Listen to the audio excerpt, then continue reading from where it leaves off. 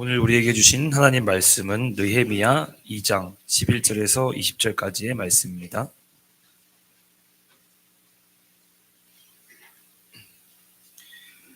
느헤미야 2장 11절에서 20절까지의 말씀입니다. 말씀을 봉독해 드리겠습니다. 내가 예루살렘에 이르러 머무른 지 사흘 만에 내 하나님께서 예루살렘을 위해 무엇을 할 것인지 내 마음에 주신 것을 내가 아무에게도 말하지 아니하고 밤에 일어난 몇몇 사람과 함께 나갈새 내가 탄 짐승 외에는 다른 짐승이 없더라. 그 밤에 골짜기 문으로 나가서 용정으로 본문에 이르는 동안에 보니 예루살렘 성벽이 다 무너졌고 성문은 불탔더라. 앞으로 나아가 샘문과 왕의 못에 이르러서는 탄 짐승이 지나갈 곳이 없는지라.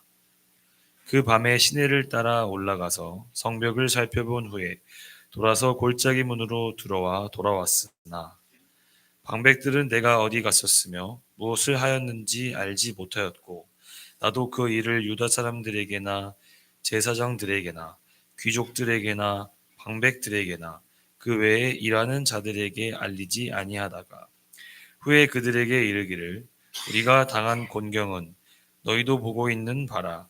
예루살렘이 황폐하고 성문이 불탔으니 자 예루살렘 성을 건축하여 다시 수치를 당하지 말자 하고 또 그들에게 하나님의 선한 손이 나를 도우신 일과 왕이 내게 이른 말씀을 전하였더니 그들의 말이 일어나 건축하자 하고 모든 힘을 내어 이 선한 일을 하려 하매 호론 사람 산발랏과 종이었던 암몬 사람 도비아와 아라비아 사람 게셈이 이 말을 듣고 우리를 업신여기고 우리를 비웃어 이르되 너희가 하는 일이 무엇이냐 너희가 왕을 배반하고자 하느냐 하기로 내가 그들에게 대답하여 이르되 하늘의 하나님이 우리를 형통하게 하시리니 그의 종들인 우리가 일어나 건축하려니와 오직 너희에게는 예루살렘에서 아무 기업도 없고 권리도 없고 기억되는 바도 없다 하였느니라. 아멘. 이것은 오늘 우리에게 주신 하나님 말씀입니다. 하나님 감사합니다. 인사하겠습니다. 한 주간 동안 평안하셨습니까? 네, 만나 뵙게 되어서 반갑습니다. 우리 성도 여러분, 마태복음 16장 말씀을 보면 주께서 제자들에게 이렇게 말씀하시는 장면이 나오죠. 누구든지 자기를 부인하지 않으면 나를 따라올 수가 없다라고 말씀하시는 말씀의 장면이 있습니다. 이 말씀은 마태복음뿐만 아니라 마가복음 그리고 누가복음에도 나오는 말씀입니다. 성도 여러분, 한번 생각해 보시죠. 자기를 부인하지 않으면 내 뒤를 좇을 수가 없느니라. 이렇게 말씀하실 때 자기를 부인한다는 게 어떤 것을 의미한다고 생각이 되십니까? 나를 부인해요? 자기를 부인한다고요? 이게 도대체 뭘 의미하는 걸까 하는 생각을 한번 해보게 됩니다. 우리는 보통 이 자기 부인이 뭐냐라고 할 때 이런 생각들을 하곤 하는 것 같습니다. 예를 들면 내 욕망, 내 욕심을 내려놓는다. 내지는 내 뜻을 주님 앞에서 버린다. 포기한다. 이런 뜻으로 대개 보통 생각하시는 것 같습니다. 물론 그런 것 같습니다. 그런데 이것을 조금만 더 쉽고 간단하게 말씀을 드려보자면 성도 여러분, 자기를 부인한다는 것은 이런 것 아닐까요? 내 생각을 고쳐먹는 겁니다. 내 마음을 바꿔먹는 겁니다. 어떠세요? 그런 것 같지 않으십니까? 어떤 거라고요? 내 생각을 고쳐먹는 것. 내 마음을 바꿔먹는 것. 다시 말하면 주님께서 주시는 생각으로 내 생각을 고치는 겁니다. 주님께서 주시는 마음으로 내 마음을 바꿔먹는 겁니다. 그게 자기를 부인한다라는 말씀의 뜻이 아니겠는가, 이런 생각을 해보게 된다는 말씀입니다. 왜냐하면 그럴 때만이 우리가 주님의 뒤를 쫓아갈 수가 있기 때문입니다. 그렇지 않겠습니까? 주님께서 주시는 생각이 없고 주님께서 주시는 마음이 없는데 주님의 제자로서 주님의 뒤를 쫓아간다? 가능하겠습니까? 가능하지 않을 것 같다 하는 것입니다. 그럼 성도 여러분, 궁금한 것이 하나 있습니다. 그러면 주님이 주시는 생각으로 내 생각을 고쳐먹고 주님께서 주시는 주님의 마음으로 내 마음을 바꿔 먹는 것이 어떻게 가능한가요? 그게 어떻게 가능하겠느냐 하는 것입니다. 물론 그것은 하나님께서 은혜로 부어주실 때 가능한 줄로 믿습니다. 그런데 성도 여러분, 제가 기회 있을 때 말씀드리듯이 우리 사람은 기계가 아니지 않습니까? 로봇가 아니지 않습니까? 그래서 마치 고장난 기계, 고장난 로봇에 고장난 부품을 갈아 끼우듯 생각을 갈아 끼워 주시고 마음을 갈아 끼워 주시는 게 아니지 않습니까? 그러면 어떻게 가능하다는 말씀일까요? 가만히 한번 생각해 보시기 바랍니다. 물론 하나님께서 우리에게 은혜로 당신의 생각을 부어주시고 당신의 마음을 채워주시는 것은 맞습니다. 그것은 틀림없습니다. 그런데 성도 여러분, 부어주시는 생각과 마음을 우리가 받아야 되지 않겠습니까? 받아서 붙잡아야 되지 않겠습니까? 붙잡고 순종해야 되지 않겠습니까? 순종하면서 그 생각과 마음을 지켜야 되지 않겠습니까? 하는 것. 다시 한번 말씀드리면 하나님께서 마음과 생각을 부어주시는 것은 틀림없는 사실이지만 그것을 내가 받아야겠고 붙잡아야 되겠으며 순종해야만 합니다. 하는 겁니다. 주신 생각이 있는데 순종하지 않아요. 주신 마음이 있는데 따르지 않습니다. 그러면 주님의 뒤를 좇을 수 있겠습니까? 없겠습니까? 불가능한 일이다 하는 것입니다. 따라서 오늘 하나님께 구하시면서 하나님께서 베푸시는 은혜로 우리의 생각과 마음이 새로워지고 그 생각과 마음을 붙잡고 순종하며 더 나아가 어떻게 해요? 지켜가시는 여러분들이 꼭 되어야 되실 줄로 믿습니다. 그래서 잠언은 이렇게 말씀하지 않습니까? 우리 성도 여러분 잘 아시는 말씀이겠습니다만 잠언 4장 23절의 말씀을 제가 읽어드려 보면 모든 지킬 만한 것 중에 더욱 네 마음을 지키라. 생명의 근원이 이에서 남이니라. 이렇게 말씀하고 있는 것을 우리가 보게 된다는 말씀입니다. 자, 그런데 성도 여러분, 여기서 우리가 놓쳐서는 안 되는 것이 하나 있다 하는 생각이 듭니다. 그것은 뭐냐면 바로 이겁니다. 하나님께서 이처럼 우리의 생각과 마음을 고쳐주시고 바꿔주실 때 그 생각과 마음을 통해서 하나님께서 역사하신다는 거예요. 뭐 하신다고요? 역사하신다. 우리가 지난주일에 동일한 본문 말씀을 보지 않으셨습니까? 그때 이런 말씀 나누었던 것 기억하시나요? 느헤미야가 바사제국에 아닥사스다 왕의 무엇으로 있었다고 했었습니까? 술을 바쳐 올려드리는 술관원으로 봉직하다가 고국의 소식을 듣고 아닥사스다 왕에게 말씀을 드렸잖아요. 제가 고국으로 돌아가고 싶습니다. 그때 아닥사스다 왕이 허락을 해서 그걸 뭐라고 했습니까? 윤허해서 고향으로 돌아왔다고 했지 않습니까? 그리고 예루살렘에 도착하자마자 며칠 만에요? 아니 아무도 기억이 안 나세요? 며칠 만에? 사흘 만에. 얼마나 힘들었겠습니까? 그 피곤함을 무릅쓰고 사흘 만에 예루살렘 성을 둘러보는 것을 말씀을 통해 우리가 보셨지 않습니까? 그때 예루살렘 성을 봤다라고 할 때 그게 어떻게 봤다고 하는 뜻이라고 말씀을 드렸죠? 유심히 봤다. 그래서 무너진 성벽, 굴러다니고 있는 돌덩어리, 이것들이 그냥 무너졌고 굴러다니고 있는 것뿐만 아니라 그것이 다시 재건돼요. 예루살렘 성이 재건되고 수축되는 것을 꿈꾸게 되었다 라는 말씀을 드렸지 않습니까? 그래서 백성들에게 뭘 할 수 있었다고 말씀드렸습니까? 그들에게 이르되 또는 일러스되, 그때 일렀다, 말했다, 이게 무슨 뜻이라고 말씀드렸죠? 선포했다. 뭐라고 선포했다고 했습니까? 우리 예루살렘 성을 다시 재건하여 다시는 수치를 당하지 말자 라고 선포했다 라는 말씀을 드렸던 겁니다. 그런데 성도 여러분, 오늘 우리가 본문 말씀으로 또 한 번 상고하고자 하는 것은 무엇이냐면 바로 이겁니다.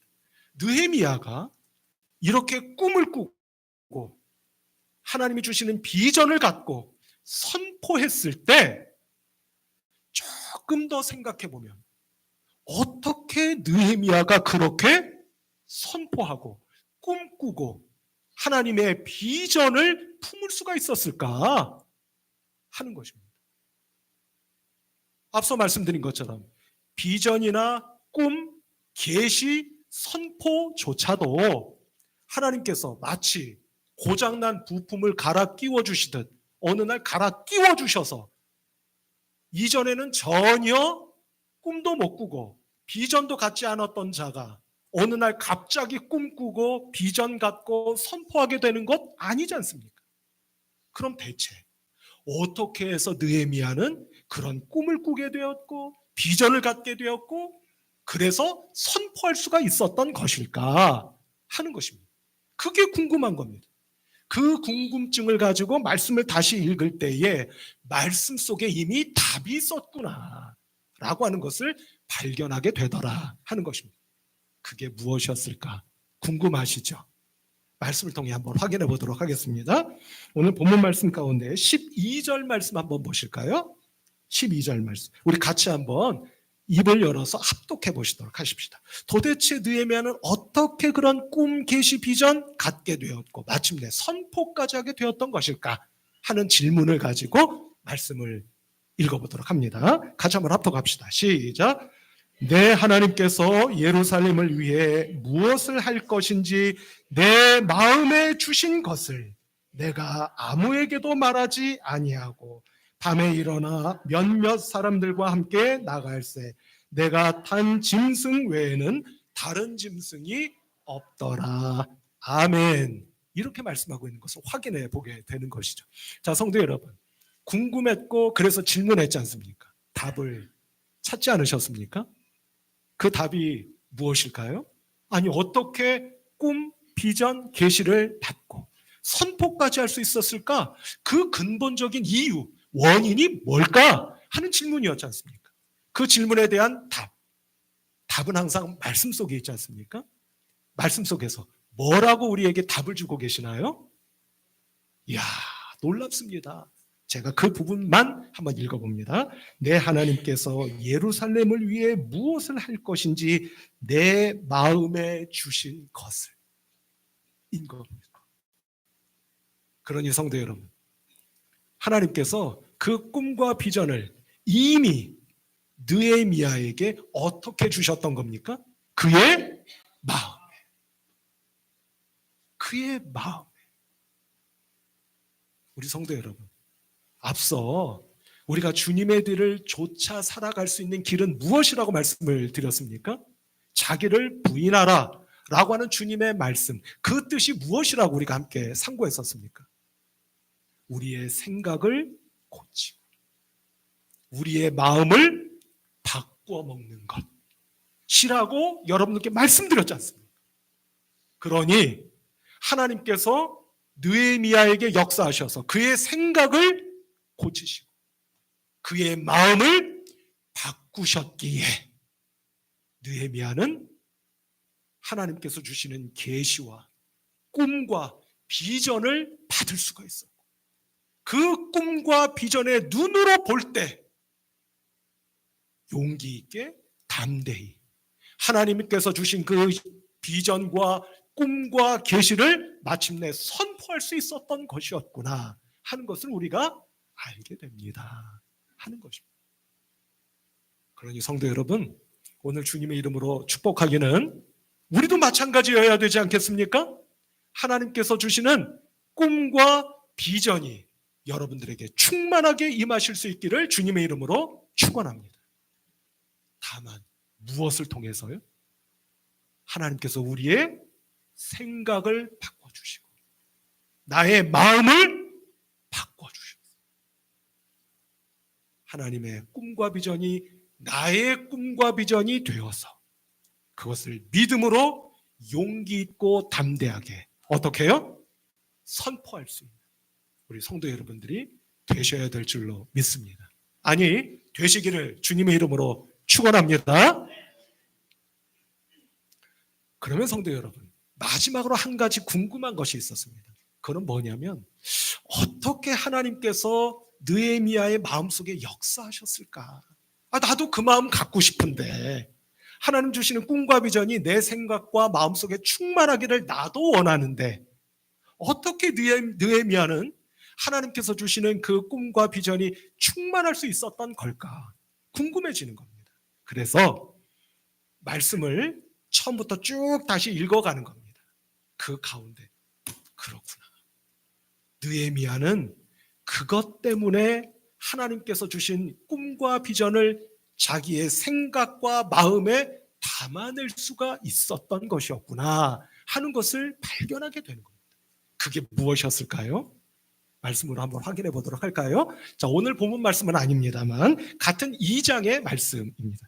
자, 2장의 말씀 4절 5절의 말씀을 제가 한번 읽어보도록 하겠습니다. 같이 한번 눈으로 따라와 보시기 바랍니다.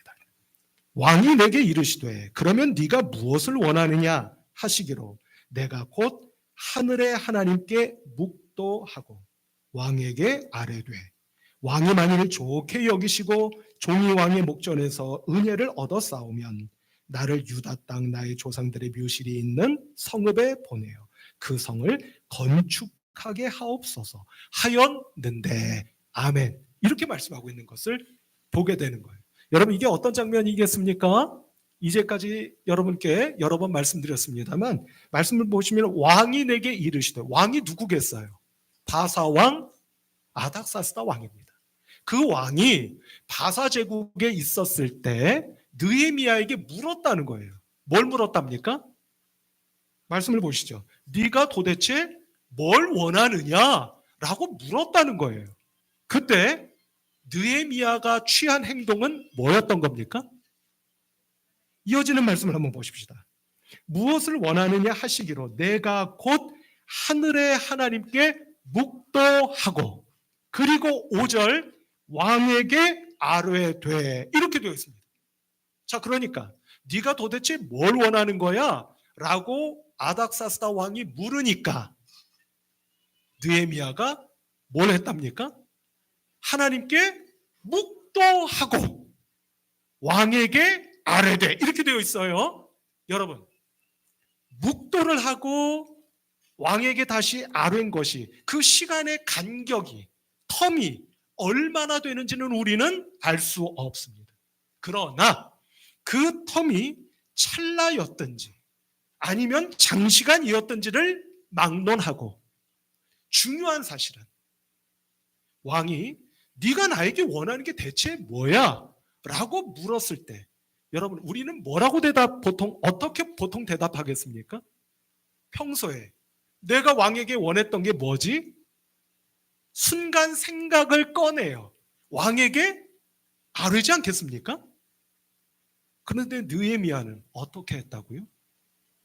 하나님께 묵도하고. 여러분, 묵도했다는 게 뭘 했다는 뜻이겠습니까? 그렇죠. 다르게. 그 순간 왕이 야, 네가 나에게 원하는 게 뭐야? 라고 묻는 그 순간 느헤미야가 평상시 내 마음에 품고 있던 왕이시여 이거 말입니다. 하면서 내 생각을 말했던 것이 아니라 하나님께 기도했습니다. 라고 성경이 우리들에게 증언해 주고 계시는 것을 우리가 발견하게 되고 확인하게 된다는 말씀입니다. 이것을 볼라치면 성도 여러분, 느헤미야는 말입니다. 아무래도 마치 복음서에서 우리 주님 예수 그리스도께서 그러셨다고 기록하고 있듯이 기도가 무엇이었던 사람 혹시 기억나십니까? 항상 기도하는 겁니다. 그러면 기도가 뭐가 되겠어요? 습관이 되는 거예요. 예수님께서 습관적으로 기도하셨다라고 성경이 기록하고 있는 것 우리가 여러 번 확인해 보지 않으셨습니까? 그때 습관이라는 말은 부정적인 의미가 아니라 긍정적인 의미에 있어서 습관입니다라고 말씀드렸지 않습니까? 그러니 그 눈으로 보니 느헤미야 역시 기도가 습관이었던 분이 아니고서는 그 질문을 딱 받았을 때 하늘을 향해 기도했다고 하는 것이 불가능했을 것이다 라고 하는 사실입니다. 확인해 볼까요?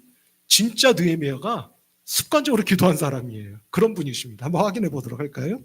여러분 말씀 가운데 1장 우리 같은 느헤미야 1장 4절입니다. 우리 쭉 한번 살펴보도록 하십시오. 자, 1장 4절 말씀 한번 볼까요? 제가 읽어보도록 합니다. 내가 이 말을 듣고 앉아서 울고 수일 동안 슬퍼하며 고국의 소식을 들은 이유입니다.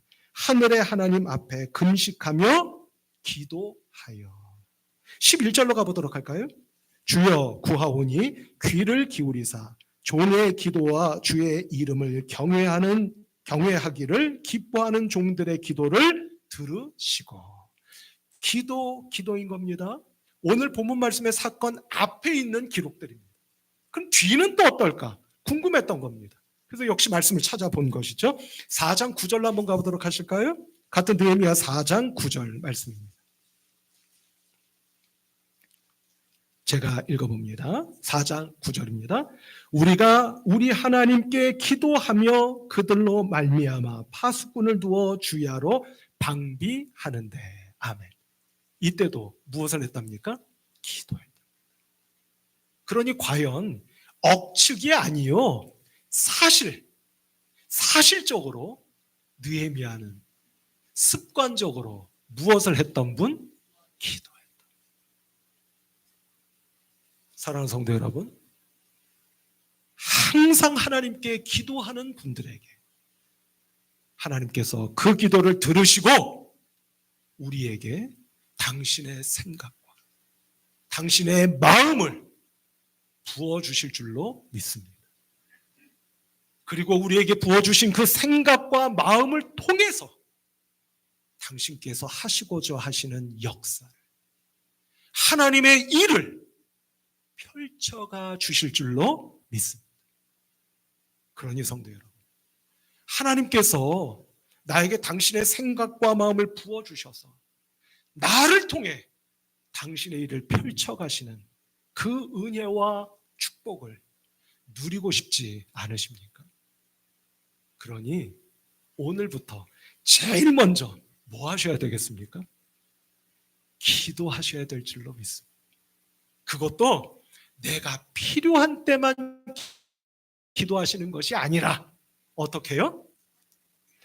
습관적으로까지야 혹 어떨런지 모르겠습니다만 생각나실 때마다, 기억나실 때마다, 성령의 인도하심이 있을 때마다 그거를 모르는 여러분들이 되지도 마시고 그것을 모르는 채 하는 여러분들도 되지 마셔서 내 마음이 움직일 때마다 항상 하나님께 기도하는 여러분들이 되셔서 그 기도를 통하여 느헤미야처럼 하나님이 주시는 하나님의 생각, 하나님이 주시는 하나님의 마음을 받고 순종하고 지켜가는 여러분들이 되셔서 그런 우리를 통해 하나님의 역사, 하나님이 주시는 꿈과 비전을 붙잡고 그것을 선포하며 하나님의 뜻을 이 땅에 이루어가고 펼쳐가게 되는 하나님의 자녀, 하나님의 일꾼들이 다 되시기를 우리 주님 예수 그리스도 이름으로 부탁하며 축원합니다. 성도 여러분, 우리는 11월 셋째 주일에 새 생명 축제를 열려고 합니다. 태신자를 품는 것, 이 새 생명 축제에 어떤 모양으로든 동참하는 것, 그 모든 것이 하나님이 우리의 생각과 마음을 붙잡아 인도해 주시지 않는 한 그것은 기대하기도 어렵고 이루어지지도 않을 일일 것입니다. 우리 함께 구하십시다. 기도하십시다. 하나님, 저의 생각과 마음을 바꾸어 주옵소서.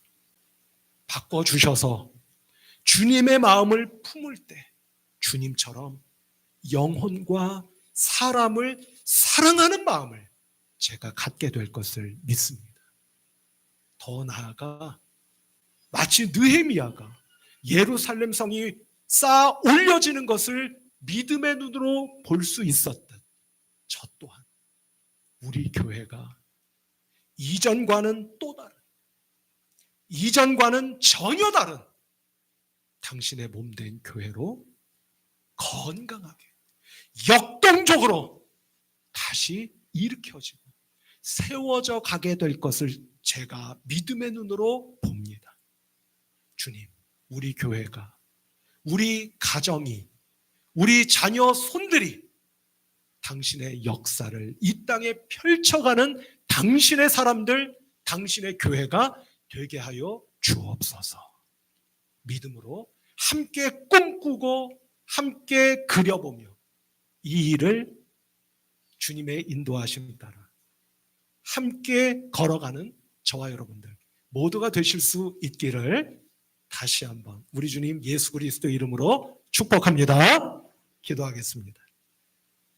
하나님 아버지, 은혜와 사랑을 감사하고 감사합니다.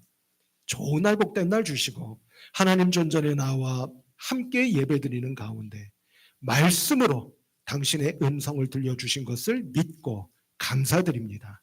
하나님, 역사하여 주셔서 우리의 생각, 마음이 바뀌어지게 하시고 기도 가운데 이 은혜를 체험하게 하셔서 하나님의 꿈, 하나님의 바람, 하나님의 비전이 나의 것이 될 수 있도록 도와주시옵소서.